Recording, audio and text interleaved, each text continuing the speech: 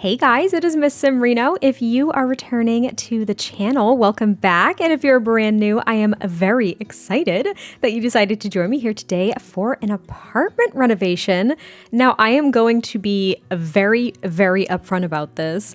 I have not renovated this apartment in probably well over maybe a year or two. That's number one. And number two, you're going to be seeing maybe 2 or 3 other apartments over the next few weeks. It was over the holidays. I went nuts with apartments. I just dove into apartments that I either hadn't renovated in a really long time or ones that I had never renovated, I think. I could just be making that up. I honestly don't remember, but I renovated 701 Zenview, I renovated 702 Zenview, and then I also renovated one of the the Jasmine Suites apartments, which are kind of difficult for me to decorate. I've done it a few different times, but this one was just ever so slightly different, and I just liked the floor plan. And I actually, I kind of borrowed it from my friend Rachel because she did a very similar floor plan in one of the Jasmine Suites apartments at one point.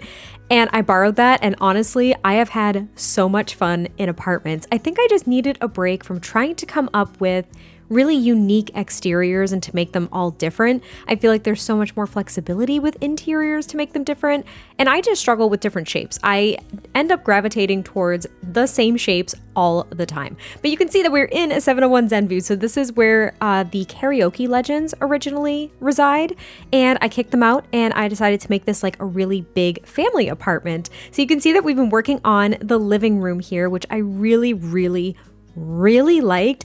And let me say that once I chose this swatch of the sofa, because I can't remember if my goal was to use this swatch or if I just wanted to use this sofa because I hadn't used it in a long time, and I knew that that meant I had to go a little bit more contemporary, at least for my comfort. So I don't remember if it was the swatch or just the sofa, but once I chose this swatch and the console table there, I was like, oh, so we're going red and dark blue and like different variations of wood tones. Got it. Like that's what we're doing.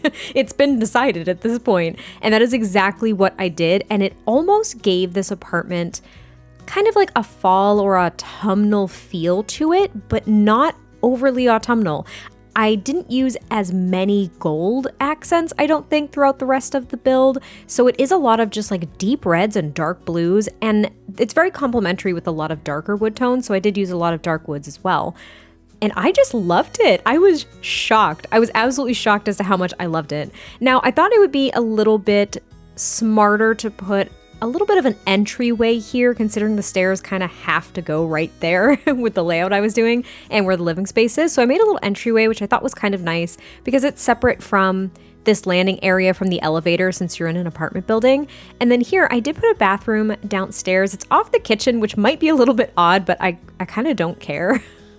But it is a combined kitchen and dining space. And now I always say this whenever I'm in this apartment, and maybe this is why I avoid this unit so much. I really think it is because there's no windows over here. There's none. There's no windows over here. And this is originally where the kitchen is. I kind of kept a lot of the same layout, generally speaking. Like the living space was over there with all the windows and the kitchen was back here with nothing. And I've used the tool mod before to add a window here, and it looks so nice. Like it looks so nice, but there's no window here. So I kind of did the kitchen, and the reason why I cut there too is because I was really struggling with the color scheme.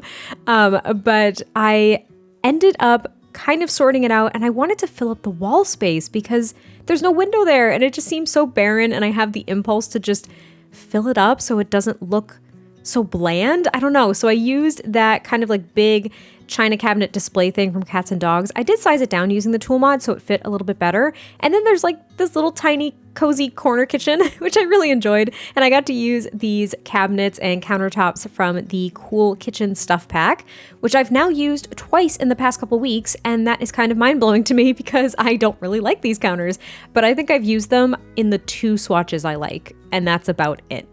I think that's literally it. But I really enjoyed this kitchen and dining space. I don't believe there are enough dining room seats for every sim that lives here. Did I make this for only a family of 4? I actually might have. I think this might just be for a family of 4. So maybe we're good to go. I don't remember anymore. And I only did this maybe last week, which is super embarrassing. But I loved the kitchen too. There's a lot of like just personal items. I wanted it to look, of course, cluttered and lived in. These mugs from the Everyday Clutter kit honestly just have my heart at this point. I love using the collection of these as well as the individual mug in random spaces in pretty much all of my builds at this point. I know I'm probably not alone in that because I do it all the freaking time because it's just the perfect clutter item. I love it. And I love the one that has kind of like the drops of coffee down the side of it. I was going to put them in the sink, but I know that would probably render the sink useless. So I put them to the side. And then we worked on this bathroom downstairs, which is a full bathroom off of the kitchen. Look, it's weird, but it's an apartment, and apartments have weird layouts sometimes, even maybe big fancy apartments like this. I don't know. So we ended up just going with it. So there is a full bathroom here, like I mentioned, and I just wanted to decorate the countertop a little bit. And then we end up going upstairs where, of course, all the bedrooms are, as well as some additional bathrooms. And there's a balcony with this unit, which is really exciting. Now, I struggled a little tiny bit to determine what I was going to put on this landing area. But what I wanted to do is I wanted the parents to have their own ensuite bathroom from the primary bedroom. I wanted the kids to also have a bathroom kind of to themselves. It's not, you know, an ensuite to the bedroom per se, but they have their own bathroom to use as well. And then the landing space was pretty big, so I was wanting to make it a little bit more functional. I didn't want it to just be decorative. I didn't want there to just be nothing to do there. So what I decided to do, and I think it's one of the first things that I actually do, is I decided to make it like a study space for the kids. And I made this custom desk kind of sort of area that looks like it's built in to this unit. And I've done this before, but it's been a really long time since I've done it. So basically what you do is you take a desk. I chose the one from, I think it's the kids' room stuff. I can't remember, or Parenthood. I don't remember. But it's like a kind of a one-tile desk. And you place a computer on it, and then you shrink the desk down. And you take these shelves, I sized them up a little bit, and then I also turned one around to kind of make it look like a built-in desk, which I thought was so cool. But yeah, you basically size it down, and then you make it look as though the computers are floating on top of this shelf that you quote-unquote built in, which I think is so cool. So I wanted to make it like this custom little study space for the two kids that I imagine being part of this family, so that way they can kind of do their homework in a little bit of privacy, because at least they're on the second floor, but they don't have to do it at the kitchen table. They don't have to do it in their bedroom. And this is kind of just like a cozy little hangout spot for them. I don't know. I thought it was a good use of the space instead of my typical chessboard and a few paintings and maybe a dresser. I do like putting a dresser on landing spaces. I think it makes sense personally. But yeah, just wanted it to be a little bit different. And I loved using this. I think it's technically a computer in the game, but it looks like a tablet, like a portable tablet with the little keyboards. I thought those were very kid-friendly. I kind of put this calendar up there as well as the little dry erase board. I just thought it was kind of like this little station to keep track of homework assignments and like soccer practice and after-school activities. And I just thought it was really cute. And it's a big wide open space, so it doesn't feel as congested, considering that the kids' room ends up being a bit smaller than I was anticipating. And I did use bunk beds, so I kind of saved a little bit of space, but yeah, I made it a little bit smaller than I had originally planned, but I think it worked out really nicely. I really liked it, so hopefully you guys like it too. But there's like this little side table. I put a plant, a mirror on the wall over there, and then there's just like a couple of decorations on this console table too. I don't know why I basically just like slurred my words through that. I just got very excited. Maybe I was trying not to sniffle. In my latest voiceover, I think it was one of the Castmas videos. When you see things, sometimes they're out of order. So basically, at the time of me recording this, the last thing I did was a Castmas video, which I have to finish Castmas, even though Christmas itself is over. Anyway, I thought I was getting sick, and I'm not sick, but it seems that when I talk for a long period of time, I end up getting very like sniffly and kind of congested. And I don't know if it's just the weather or what, but clearly I have an issue. I don't know what it is. But yeah, anyway, I don't even know why I'm talking about that. Here's the parents' room. Here is the parents' room. I was trying to bring the same color scheme into the parents' room, which is it was a bit of a struggle.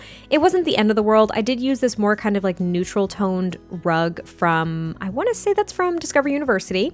And then I ended up just using this bed, I think from Dream Home Decorator. So I didn't carry the red tones really into the bedroom, which I was okay with because I think blue is a more calming color, and it would be a nice kind of serene color for a bedroom. And the neutral toned rug kind of brought in a little bit more warmth aside from the really dark wood tones that I use. So overall, I really liked it. It's a very simple room. And again, it's a little bit smaller because I did choose to give the parents and the kids those big closet units as well. I thought that was kind of a nice use of the space instead of making the rooms like super big. I ended up working with them, even though I'm complaining that the kids' room is a little bit smaller than I thought. I still like the like closet unit that I put in here. And now originally I was going to go with this like orange, pink, and red color scheme. Let me just say that was offensive to my eyes. I could not do it. See, red is not a color that I like, so using it as one of the main colors in this build in a lot of the living spaces was kind of a shock to me. I really liked how it looked, but for the kids' room, I just could not do it. It was way too bright for me. It was hurting my eyes. I could not find things that were complementary in my head. So I ended up going with kind of like this duller blue and softer yellow color scheme, which I really enjoy. I think I do have another apartment renovation where I do a similar color scheme for a kid's room. It's just, they make it so easy with all the objects that we have that are very complementary to kids decor. They made it so easy to make a yellow and blue color scheme for a kid's room. So I apologize if it feels at all repetitive, but each room is still very different. So hopefully you enjoy them either way. I did struggle with the shape of this room as well, because it was just very square and I didn't know if I was going to have the space to put a lot of the things that I wanted to put. And I wasn't necessarily thinking of the personality of the children when I was going through this, which lately I haven't been doing. And I feel like I need to spend a little bit more time coming up with personalities and hobbies and interests and backstories for my builds. I used to do it a lot. I used to get very detailed actually, but since I do a build every single week and I'm constantly trying to push myself to do new things with builds or try different things, whatever the case is, sometimes the story ends up on the back burner. So I don't know, I kind of have to dedicate, I think, a little bit more time to that and just kind of think about the Sims a little bit more as I'm making their spaces, because that's what makes their spaces unique. But then again, I also want them to be, I don't know, builds that you can download and be moldable to different families. So I don't know, but here's the balcony. And that is pretty much going to be the end of this apartment renovation too. There's just a little outside eating area. There's a grill. And then I think there's just maybe a gardening plot or two, but hopefully you guys enjoyed this. It will be uploaded as 2 separate rooms on the gallery. Just remember, that's how you have to place apartments. And hopefully you all enjoyed this. I cannot wait to hear your thoughts, and I will catch you next time I post a video, and I will talk to you soon. Bye.